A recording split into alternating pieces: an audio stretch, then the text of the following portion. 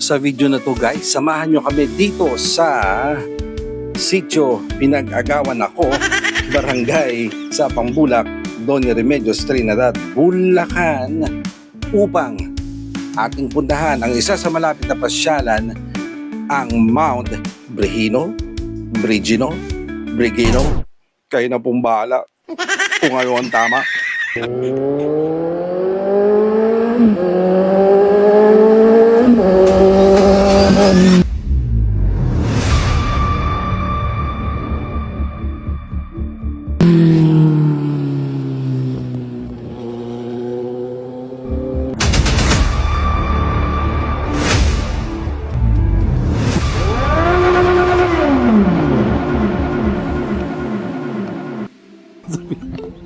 At ayan, nandito na kami sa loob ng Mount Brigino.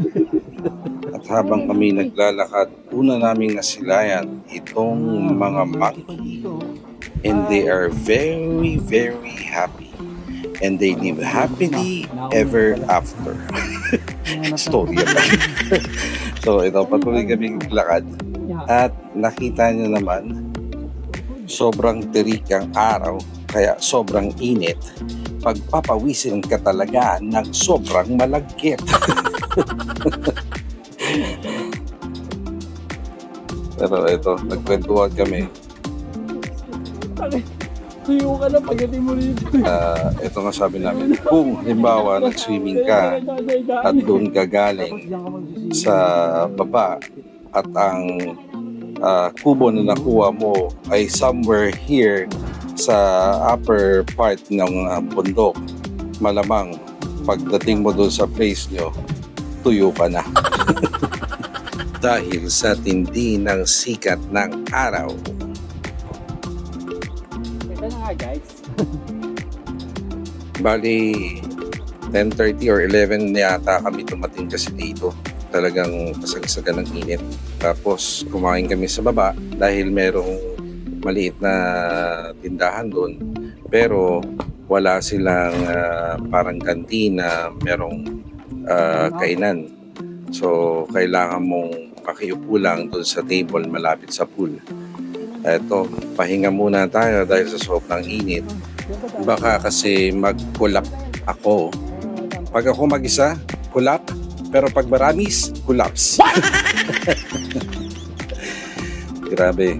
Pero sobrang saludo ako sa mga trabahador dito. Kahit sobrang init, tuloy pa rin ang gawa nila. Kung makikita nyo, ilan sa kanila siguro ay naka-break at si Manong ay tuloy-tuloy pa rin ang gawa.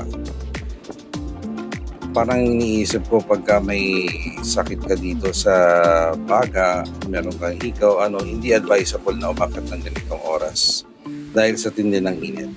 Lalo na kung meron kang sakit sa puso, ganito ang mangyayari sa iyo. Wow naman! O di ba? Wow! So ito, malapit na tayo sa medyo taas. At kung makikita nyo, si Mrs. pahinto-hinto na rin maglakad. Kagaya namin dahil sa sobrang init. Hindi po kami naglalaro ng stop dance dito. Basta kailangan mo magpahinga dahil sa sobrang init. Pero pagdating mo dito banda sa part na to, mahangin naman. Kaya lang sa tindi talaga ng init, may hirapan kang umakyat.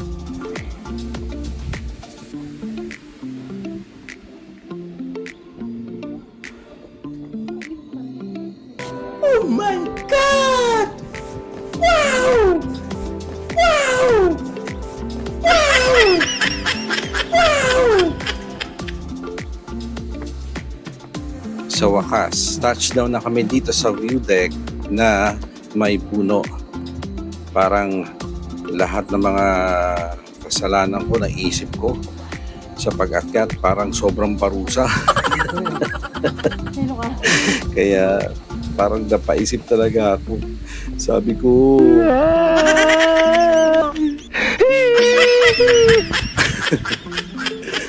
pero eto, papakita ko lang muna sa inyo yung view pag nandito ka banda sa part na mataas.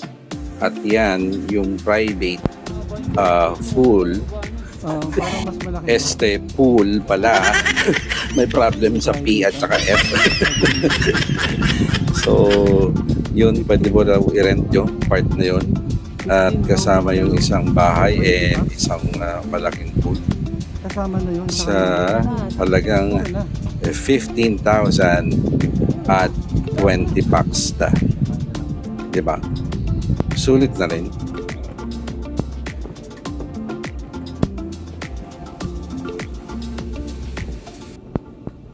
At dahil nga may pupuntahan pa kami, kailangan na namin bumaba at di na kami umakyat dun sa taas dahil sa sobrang init. Ito na nga. Ano nga? Pababa na kami.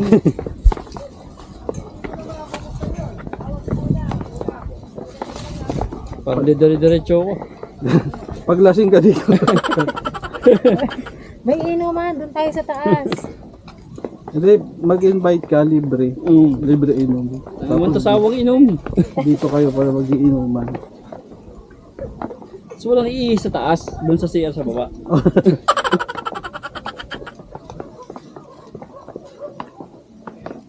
Bakit na ganyan? Ay, mataas ko ha. Inak. Yan. Oo. Ang ganda ng halaman na to. Saan? Bigyan yung kulay. Kalachuchi. Ano yan? Kalachuchi. Ang ganda ng kulay.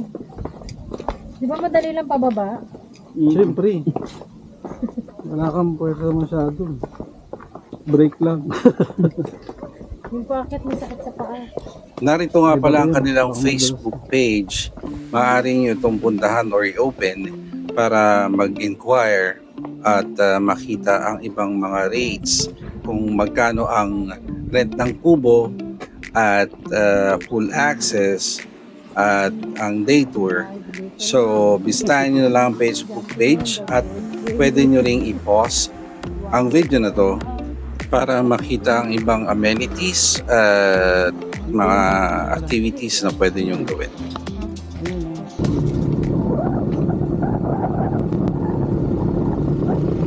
Okay, at tayo ay paalis na ng Mount Brigino at dito pwede ko na ikwento sa inyo kung paano papunta kahit pauwi na tayo.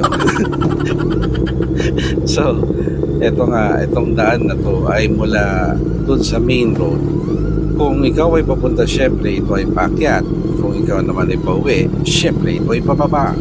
Pero kailangan mo ng malakas na brake. At kung manual lang iyong motor, dapat marunong ka mag-engine brake. Dahil kung hindi, ay malamang ikaw umabot dito. Kasi pag alis mo pa lang ng bahay, alam mo nang may sira ang motor mo. Excuse me po. So, eto na nga. At tayo pa uwi na. Dito makikita nyo from the main road, may malaking signage ng Mount Brigino. So, from galing ka sa Arco ng TRT, ito ay nasa kanan. At ang kahabaan ng daan na ito ay ang M. Valde Road. So, ito pa po yung galing ka ng DRT Arc or Welcome Arc ng DRT. Basta dire-diretso lang po. And then right side, makikita nyo yung Mount Brigino sign kanina. So, dito makikita nyo, napakaganda pa rin ang daan niya. Although, syempre may mga ilang daan na hindi naman ganun kaganda. Pero may mga part na napaka-smooth ng takbuhan. At feel na feel nyo yung ambience ng pagka-probinsya dahil madalang ang bahay, konti pa rin yung mga establishment. Tapos, pagtakbo mo, malamig pa rin talaga ang hangin dahil sa mga puno. So, dyan uminto kami ng saglit para magpa-picture. So, if you wanted to have an adventure in the Twisties, this is the place to go. Kasi marami ring twisties dito at maganda ang daan. Pero syempre, depende pa rin to sa riding pace mo. At syempre, defensive riding at sobrang pag-iingat ang kailangan para wag mag-race in pace.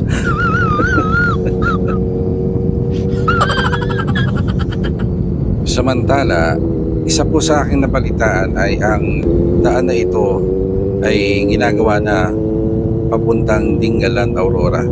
So, pag natapos tong bypass road na to, napakadali na ang ating biyahe papunta sa Dingalan.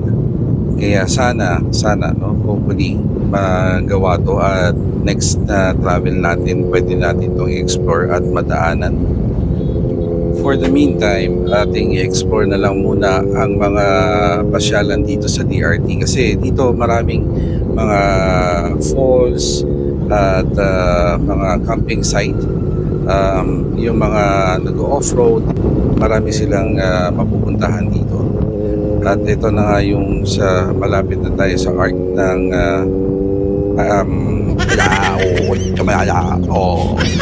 DRT. I mean, malapit na tayo sa welcome arc signage ng DRT. So, madalas gumagamit ako ng Google Map, guys, kasi sinasabi ko sa inyo, hindi ako masyado maalam sa daan, pero maalam ako sa Google Map. Kaya nakakapunta tayo sa mga lugar na hindi natin alam. Pero ang isa sa mga trick din is dapat bago ka umalis, inaaral mo yung pupuntahan mo, yung mga daan na dadaanan mo. As much as possible, mag-download ka ng offline maps para pag nawalan ng signal, meron ka pa rin at aralin mo rin kung paano gamitin ang offline map. Kasi nga, pag nawalan ng signal, for sure, maglolo ka rin yung Google Maps mo. Siya nga pala, kung bago ka sa channel na to, pues, parehas tayo. It's a time. Bago lang din ako sa YouTube. At para ganahan tayo sa pag-upload at para makita natin na na-appreciate nyo yung aking mga ina-upload, sana ay mag-subscribe kayo at mag-like, comment, and share sa Facebook at YouTube channel ko. Pero wait a minute, kaping mainit. Nakita nyo ba yung sign na yun? So, doon pwede nyo makita yung mga tourist attraction dito sa DRT. Well, salamat ng marami sa panonood. Ito si Lance De Estilo na laging nagpapaalala sa inyo sa daan. Dapat always behave and ride safe.